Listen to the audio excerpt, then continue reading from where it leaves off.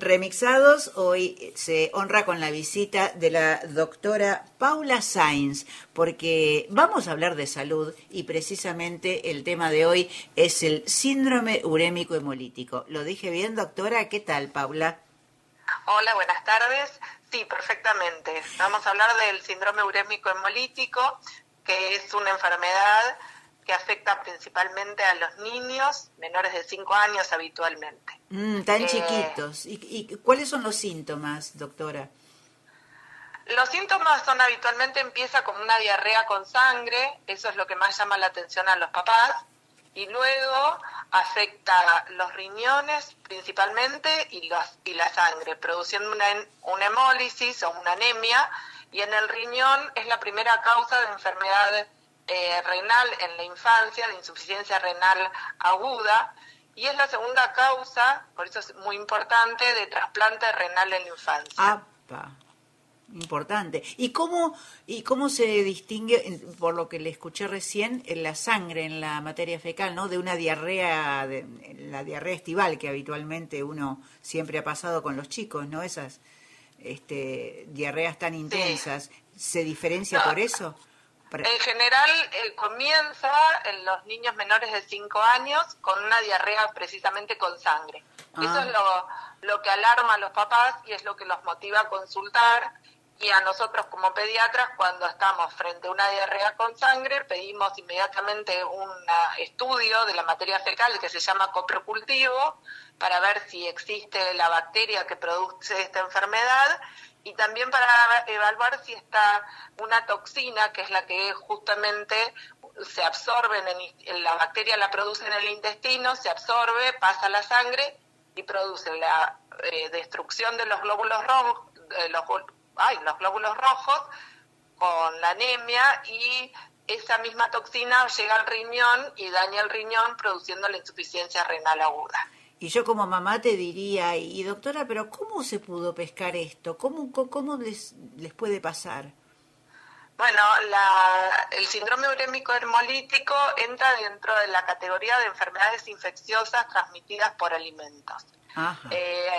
Hay que saber que es endémica en nuestro país, esto quiere decir que ocurre durante todo el año, pero principalmente tiene brotes epidémicos en primavera y en verano, que son los meses de más calor. En la década del 90, si podemos hacer un poquitito de historia, la enfermedad la describió el doctor Gian Antonio en el Hospital de Niños Ricardo Gutiérrez, y cerca de las décadas del 80-90 se identificó a la Escherichia coli como el patógeno que produce esta enfermedad.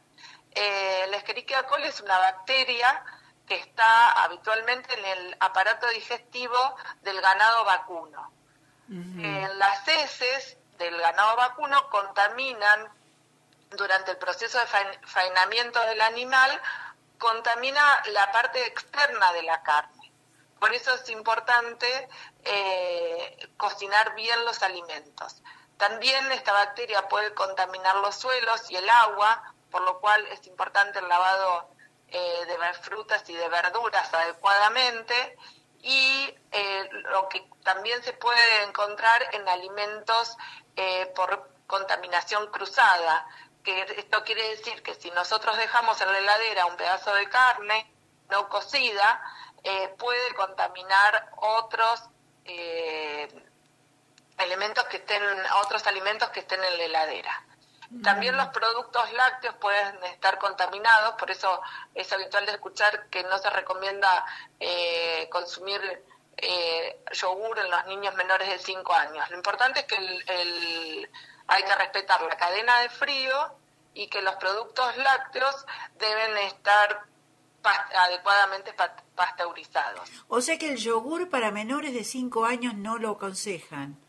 Mira, no está prohibido, pero no está del todo recomendado. Y sí hay que tener mucho cuidado con la cadena de frío y mucho cuidado, como dije antes, con la contaminación cruzada. Contaminación cruzada significa que si yo en la cocina corto un pedazo de carne cruda, los utensilios y el lugar de la mesada donde corté esa carne cruda tiene que estar adecuadamente después higienizada, porque si yo ahí coloco después cualquier otro tipo de alimentos, existiría esto que se llama contaminación cruzada de los alimentos. Y en los productos lácteos lo importante es que se mantengan correctamente la cadena de frío y que estén correctamente pasteurizados.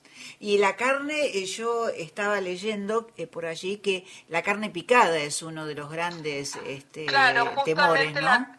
La carne picada, el problema que tiene es que cuando nosotros picamos la carne, lo que yo les había contado es que la Escherichia coli contamina la carne o la parte de afuera de la carne. Entonces, si uno cocina, la bacteria se destruye a 70 grados.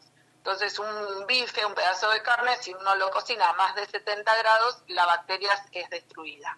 En cambio, con la carne picada, todas las porciones de afuera del alimento se mezclan por dentro y es muy difícil la carne picada cocinarla a más de 70 grados que en el interior. Por eso es que no se recomienda el uso de la carne picada en menores de 5 o 6 años. Claro, qué bárbaro. Y entonces, en resumen, lo que tendríamos que evitar con los chiquitos es que la carne esté bien cocida, evitar la carne picada, el lavado, como aprendimos a hacer con el COVID, ¿no? O sea, todo sí, lavado. Como aprendimos a lavarse bien las manos antes de cocinar, lavarse antes de comer, por supuesto, y lavarse exhaustivamente las manos después de procesar la carne cruda.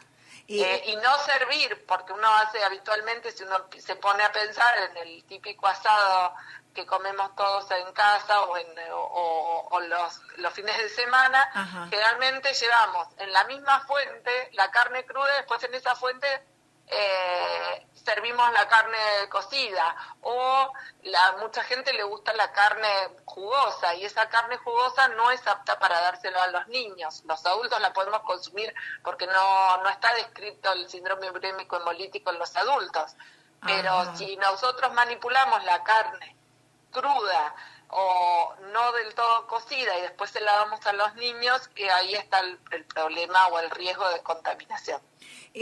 Entonces, esto se puede prevenir, esta enfermedad puede ser prevenida con todas estas medidas de higiene y buena cocción, si lo queremos resumir, ¿no?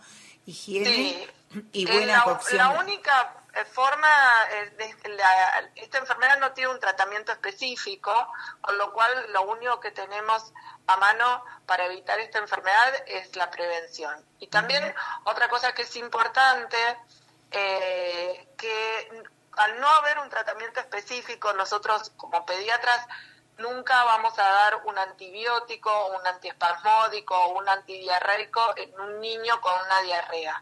¿Por qué? Porque el riesgo es que se sabe desde la década del 90 que el tratamiento con antibiótico de las diarreas empeora el curso de la enfermedad. Con lo cual también es importante decirle a la gente que frente a una diarrea nunca automedique a un niño, que nunca le dé ningún antiespasmódico, llámese esto Reliberan, Sertal, pastillas de carbón y menos un antibiótico, porque los antibióticos está demostrado que empeoran y mucho el curso de la enfermedad. Y si ante el primer síntoma de diarrea con un niño menor de 5 años, ir al doctor enseguida. La consulta médica es lo más adecuado. Doctora, yo le agradezco muchísimo que se haya prestado a ilustrarnos sobre este tema que es tan interesante. Bueno, muchísimas gracias por convocarme y cuando quieran podemos volver a hablar del tema que ustedes quieran. Gracias otra vez por el paso por Remixados. Bueno, muchas gracias y buenas tardes. Buenas tardes.